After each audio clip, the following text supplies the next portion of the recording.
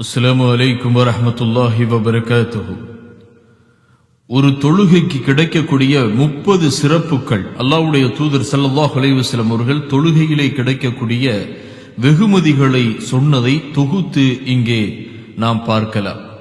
முதலாவதாக, தொழுகையின் மூலம் உள்ளம் அமைதி பெறும். தொழுகை வெற்றியின் பால் விரைந்து வாருங்கள் என அழைக்கப்படும் வணக்கமாகும். தொழுகை நெருக்கடிகளை நீக்கும், கவலையை போக்கும். உங்களுக்கு தொழுகை நபி அவர்களின் இறுதி வசியத்தாகும். தொழுகை பாவங்களை மன்னிக்கும். தொழுகை பதவிகளை உயர்த்தும். தொழுகையை எதிர்பார்த்து அமர்ந்திருப்பவர்களுக்கு வானவர்கள் பிரார்த்தனை செய்கின்றார்கள். தொழுகை உங்களுக்கு நிம்மதி தரும். தொழுகை இஸ்லாத்தின் தூண்களில் ஒன்று. தொழுகை ஈருலகிலும் பிரகாசமாகும்.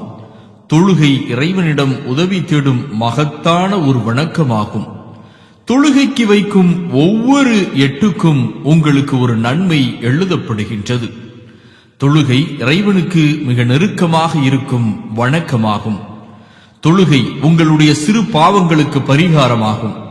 தொழுகை இறைவனுடன் உரையாடும் வணக்கமாகும். தொழுகை சுவர்க்கத்தில் நுழைவிக்கும் ஒப்பந்தமாகும். தொழுகை சீராகிவிடும் போது ஏனைய உங்களுடைய நற்செயல்கள் சீராகிவிடும். தொழுகை உங்களின் கண் குளிர்ச்சியாகும்.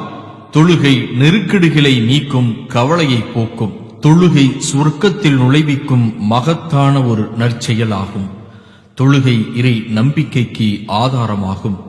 தொழுகைக்கு வைக்கும் ஒவ்வொரு எட்டுக்கும் பாவங்கள் மன்னிக்கப்பட்டு உங்களுடைய பதவிகள் உயர்த்தப்படும்.